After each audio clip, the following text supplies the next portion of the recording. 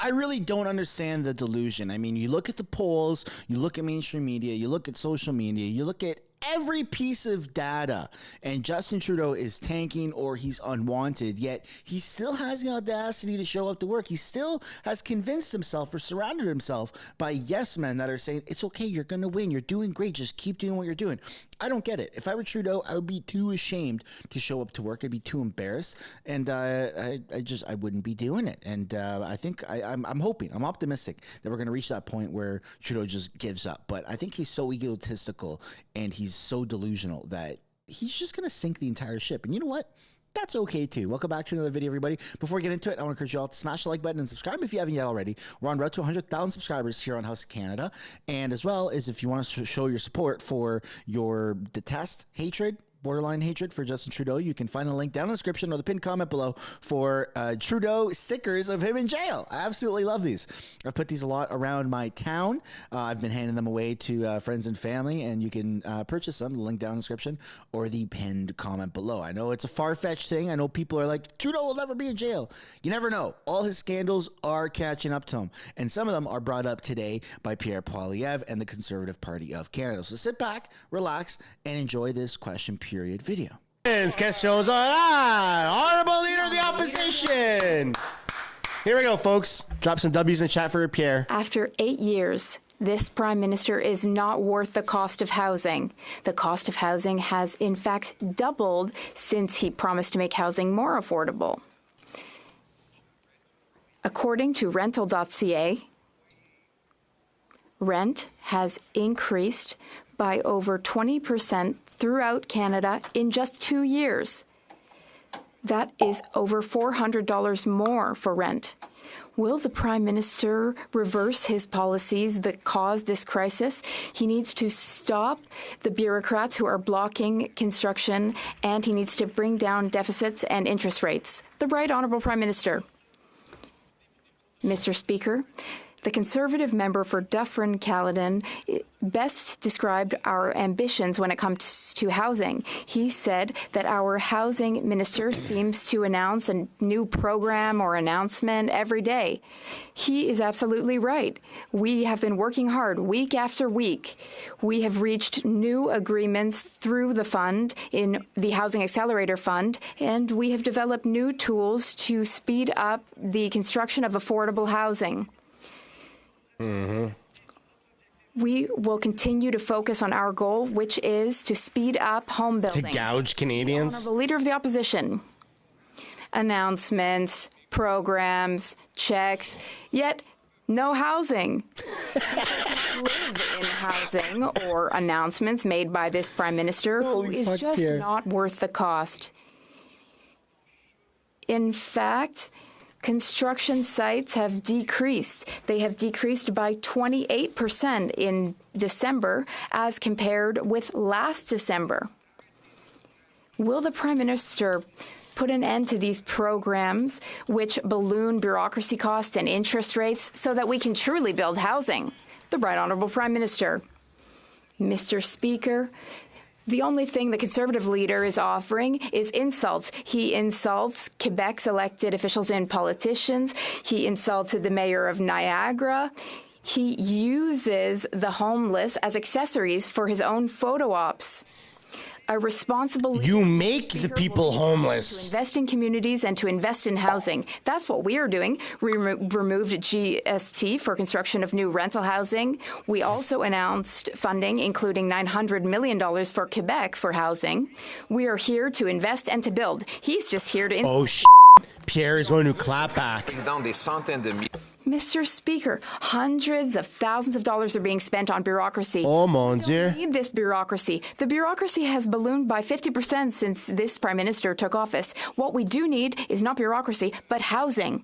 His housing agency said that we will need 3.5 million housing units. But this week, the CBC said that given our population growth and the drastic drop in construction, we will in fact need 5 million housing units. Where will these 5 million families live? The Right Honourable Prime Minister. Mr. Speaker, he's talking about bureaucracy, but on the contrary, we're investing in municipalities in order to decrease red tape and to speed up home building throughout the country. We have signed about 30 Housing Accelerator Fund deals in order to build more units faster. We are going to increase densification. We're improving zoning. We are speeding up the use of certain lands, and we are increasing affordable housing. We're here to invest in a real and tangible way. Meanwhile, he just wants to insult people. Opposition. Mr. Speaker, these are the same promises he made 8 years ago before he doubled housing costs. He's not worth the cost of housing, which is up 100%. In the last 2 years alone, according to rent.ca, the rent is up 20% or $400 for the average family. And now we learn construction is in free fall, down 28% last December versus the December before. Will he stop funding bureaucracy and driving up interest rates so that we can bring homes Canadians can afford? There you go. Drop some W's in the chat. Prime Minister. Housing ambition can be best summed up by the Conservative member for Dufferin-Caledon, who said that it seems that every day our Minister of Housing has a new program, a new announcement, or a new check for Canadians. That's exactly right, Mr. Speaker. We continue to work hand in hand with Canadians, with municipalities across the country, municipalities he'd rather insult, to get more homes built faster, Mr. Speaker. The investments we're making, including things like taking the GST off purpose-built rental housing, which the Conservatives voted against, will continue to create more homes for Canadians right across the country. This guy's freaking delusional, man. Leader of the Opposition. Mr. Speaker, you can't live in announcements and programs. You need homes that have walls. You need action. Floors and ceilings. The Prime Minister doing another selfie instead of in front of a construction site won't do that. Construction is down 28% in December after 8 years of this Prime Minister's promises and spending. Will he accept our common sense plan to build homes and not bureaucracy? Yeah, man. Right, Honourable Prime Minister. Great job, Mr. Pierre. Speaker, just last week I was in Kitchener-Waterloo making an announcement He sure was taking little photos. Taking photos. building for seniors that 33 all those chants of funding are from the Conservatives. Government a few years ago allowed to be built today. We are building things today that people are moving into in the coming weeks, and we are announcing how we are building things for tomorrow, as opposed to him who just chooses to insult Canadians, insult mayors, and insult our intelligence. It doesn't take much to insult your intelligence, buddy. Hey, everyone, smash the like button. Let's try and get to 1,000 likes if we can. Islands and Rideau Lakes. The Prime Minister's Arrive scam was supposed to cost taxpayers $80,000, but it was confirmed by the Auditor General that it in fact cost more than $60 million. And after 8 years of this NDP Liberal Prime Minister, we know that he's not worth the cost, and he's definitely not worth the corruption. And this process was so corrupt that his favorite company of two guys in a basement, GC Strategies, got to write the contract for themselves to the exclusion of everybody else. And we know they did no IT work. That's been confirmed, but they got paid $20 million for their God. Minister. Just admit that he's lining the pockets of insiders. At the I forgot to send my invoice to them. Where's my money? The Honourable Minister of Safety. I'll take a little piece of the pie. Speaker, just because our colleague repeats a series of allegations that are not borne out by the facts does not make them true. Absolutely. The facts are, Mr. Speaker. The facts are, the reality is, right? That there were allegations of inappropriate contracting practices. An internal audit was begun by the President of the Border Services Agency, and referrals were made to the appropriate authorities, including the RCMP. Anybody who did not follow the contracting rules, Mr. Speaker, will be held to account. My friend knows that, and he shouldn't ascribe a series of responsibility where it doesn't exist. The honourable member from Leeds, Grenville, Thousand Islands and Rideau Lakes. Well, Canadians want us and expect us to ascribe responsibility to the individual responsible, and that's this Prime Minister. This app was supposed to cost $80,000. It cost more than $60 million. Oh my God. CMP investigation by the Procurement Ombudsman, by the Auditor General, and the results so far are damning for this government, that they've lined the pockets of insiders while Canadians are lined up at food banks. It's absolutely unacceptable that the cost overruns have seen $20 million go to a company that did absolutely no work on the app. Why are they putting their friends ahead while Canadians suffer? That is an insane amount of money. Merci, Monsieur le Président. Thank you, Mr. Speaker. Why are you speaking French now? Responsible for public safety just said this misinformation and disinformation is completely unacceptable. Oh! What was known was that the border had to be closed and that billions of dollars worth of international trade were at stake. What we heard from the Auditor General this morning was that the situation was unacceptable, so we need to work hard on making sure that things are done. $80,000 app that costs $60 million. Prime Minister's ArriveScan app is not worth the cost or the corruption to Canadians. Today, the Auditor General informed us that ArriveScan, an app that was supposed to cost $80,000, will now cost Canadians a minimum of $60 million. Oh my! Gets worse. God. The documentation that the AG says was deleted or destroyed, it could be more than $60 million. Oh! He doesn't know who worked on ArriveScan. That's not good news. Fulfilled to requirements, or if it was even completed at all. So why did the Prime Minister rig the process so that insiders get rich and taxpayers foot the bill? I don't know about you, man, but that pisses me off. Because that's our money. Mr. Speaker, repeating the last part of my honourable friend's question does not make it true. Nope.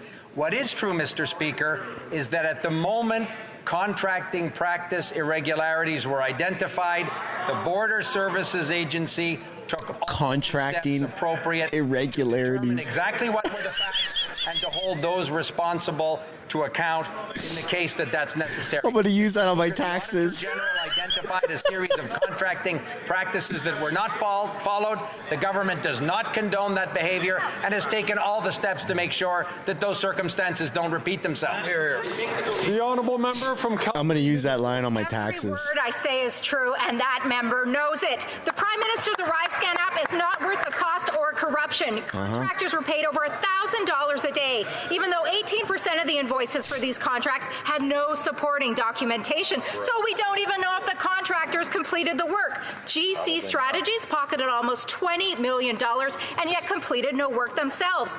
It gets worse. They wrote the requirements for the $25 million contract that they won. Simple question for the Prime Minister. How is he going to get our money back? Hey, as God, when I worked for 10 days working on this app, shouldn't I be paid 10 grand? Again, the Auditor General identified contracting. Let me write them an invoice. Were clearly not followed. Mr. Speaker, under no circumstance is that an acceptable circumstance. Governments have responsibility to manage taxpayers' funds in the most effective way possible. That's why we have accepted all of the Auditor General's recommendations. And the good news, Mr. Speaker, is the Border Services Agency and the Procurement Department had already begun to act and put in place a number of oversight measures before the Auditor General's report, and we look forward to fully implementing everything that she suggested.